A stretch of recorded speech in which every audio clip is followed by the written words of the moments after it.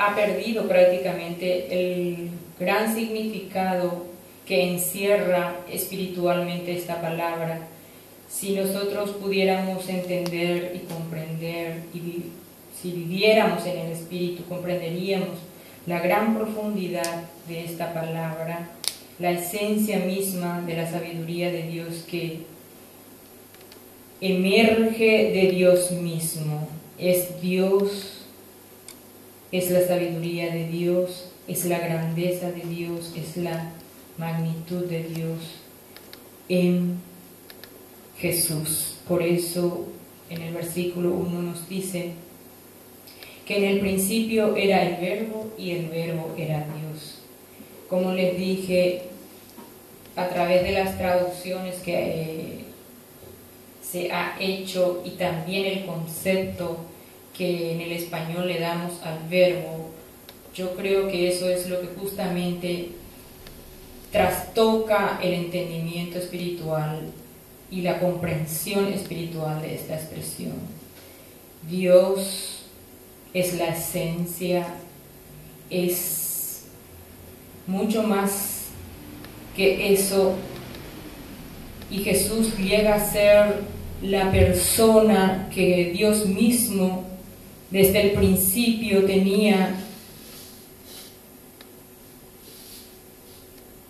que haber enviado. Por lo tanto, desde el Génesis ya figura en el texto de que Dios enviaría a su Hijo y a su imagen y semejanza, a su verdadera imagen y semejanza, con todas las virtudes espirituales que en Gálatas 5:22 nos revela todas las formas espirituales, todas las expresiones espirituales que Jesús pudo ejemplificar con su vida y con su caminar sobre la faz de la tierra, y pudo darnos testimonio que esos dones espirituales constituyen la luz para nosotros, por la cual debemos pisar en el sendero de la vida eterna, en el sendero de nuestro peregrinar sobre esta tierra. Y estos en Gálatas 5:22: mas el fruto del Espíritu es amor, gozo, paz, paciencia, benignidad, bondad, fidelidad, mansedumbre, dominio propio. Contra tales cosas no hay ley, porque en Jesús se cumple la ley. Todas estas virtudes están magnificadas en nuestro Jesús. En Jesús toda la magnificencia de estos dones están hechos para que nosotros podamos comprender y entender y practicar la vida espiritual. Esa es el verdadero sendero espiritual. En el Espíritu nosotros, solo en el Espíritu podemos comprender. Muchas veces esto es incomprensible para la humanidad, es incomprensible para las enseñanzas científicas de nuestra vida, porque muchas veces nos prendemos de las cosas materiales, fuertemente pareciera que somos eternos y nuestra vida es tan corta sobre la faz de la tierra que no nos ocupamos, y llegado un tiempo en que se agotan nuestras fuerzas, se agotan nuestra salud, se agotan nuestros recursos, es ahí que empezamos a comprender la gran magnificencia de Dios, los grandes dones que Él nos ha enseñado, y es ahí recién que muchas veces podemos prendernos de Dios. Y qué bien sería para nosotros que siendo jóvenes, siendo limpios, podamos comprender eso para que podamos vivir en santidad, para que nuestra vida tenga bendición de larga vida, para que Dios nos conceda todos los dones, porque por añadidura van a venir a nuestras vidas todas las cosas que Dios nos prometió, que en su propio libro, En la Biblia nos ha dejado las promesas de las cuales nosotros podemos prendernos fuertemente para ser fortalecidos en el Espíritu. Bueno, es para comprender que Jesús es el Hijo de Dios, en quien están todos los dones espirituales que constituyen el camino, el sendero espiritual que nos hace crecer y nacer en el Espíritu. También estos dones son tan importantes de analizar una a una, tanto la humildad, porque Jesús mismo nos enseñó en el Sermón de la Montaña que los bienaventurados los humildes de corazón, los que verdaderamente viven en el Espíritu, tienen una vida espiritual y comprende que en la humildad radica gran parte de la sabiduría y el entendimiento espiritual, no hubiéramos sido tan soberbios. Muchas veces esa soberbia nos da un estirón, nos da un golpe en la cabeza para que podamos comprender y bajar de la nube, como generalmente los jóvenes dicen, baja el humo que se les sube a la cabeza. Nos da justamente Jesús para poder comprender que en la soberbia es muy humano, es del mundo, y constituye la falta de entendimiento y la comprensión de Dios. En la humildad está verdaderamente la gran sabiduría de Dios, y Dios concede a los humildes el entendimiento necesario para comprender y caminar verdaderamente el sendero espiritual. También la benignidad. Si comprendiéramos la profundidad de la palabra benignidad, de esa semilla, si nosotros escogiéramos un puñado de semillas, un puñado de granos, y miráramos cada uno de ellos y comprendiéramos cuáles son los benignos para ser plantados, nos daríamos cuenta de que es tan necesario en nuestra vida la benignidad, la santidad, para que podamos ser verdaderamente crecer y que nuestros hijos puedan ser bendecidos a través de nuestras vidas. La benignidad es una esencia tan grande en la persona, que yo creo que es la verdadera luz y la verdadera resina que prende la luz que tiene que iluminar la vida del ser humano, la vida de y por añadidura la vida de nuestros hijos. También si cada uno no vamos a agotar lo que quisiera volver a tocar es que para comprender, porque muchos principalmente de nuestra cultura, en nuestro país, no llegamos a comprender perfectamente a Jesús como Hijo de Dios. Se necesita mucho más caminar en el Espíritu, crecer en el Espíritu, para que podamos comprender de qué manera estaba Jesús, cómo estaba Jesús en Dios en el principio. Dios nos hizo a su imagen y semejanza, y esa imagen y semejanza ya existía al principio en Dios. Y tan compleja es la existencia de un individuo, de una persona, para comprender todo el organismo, su sistema nervioso, la sangre, los tejidos del cuerpo, el sistema óseo. Generalmente, a lo mejor yo ejemplifico mucho por ese lado, por el hecho de que estuve mucho tiempo en aula y he enseñado estas cosas, y siempre me ha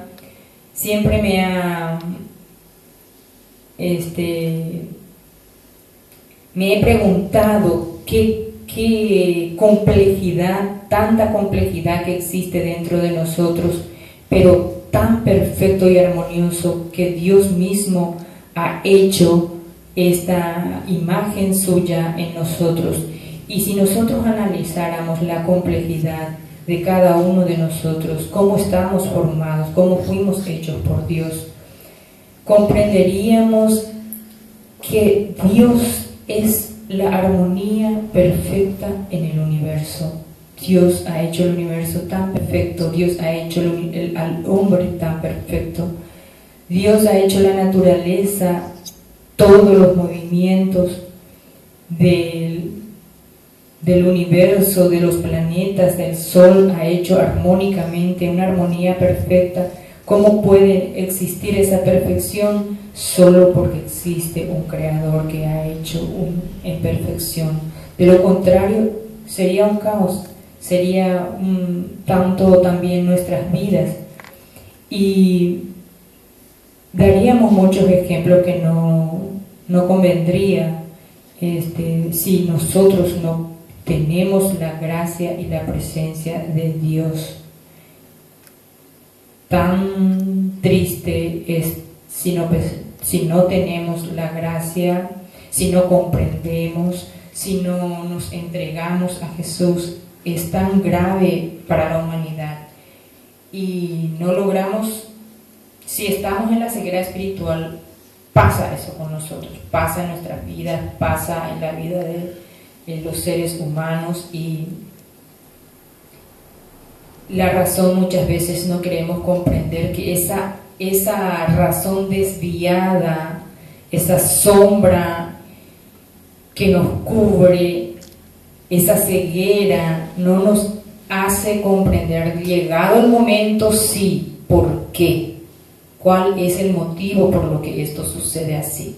Y ahí empezamos a doblar rodillas, ahí empezamos a comprender que el ser superior que existe obra en nuestras vidas, porque Dios es un Dios vivo, existe su presencia en todas partes y en cada una de nuestras vidas.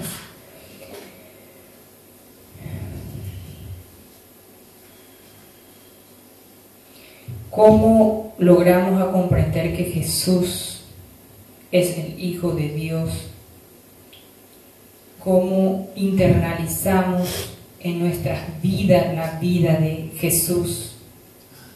En el libro en la Biblia está escrito todas las instrucciones necesarias, a pesar de que constituye más de 70 libros.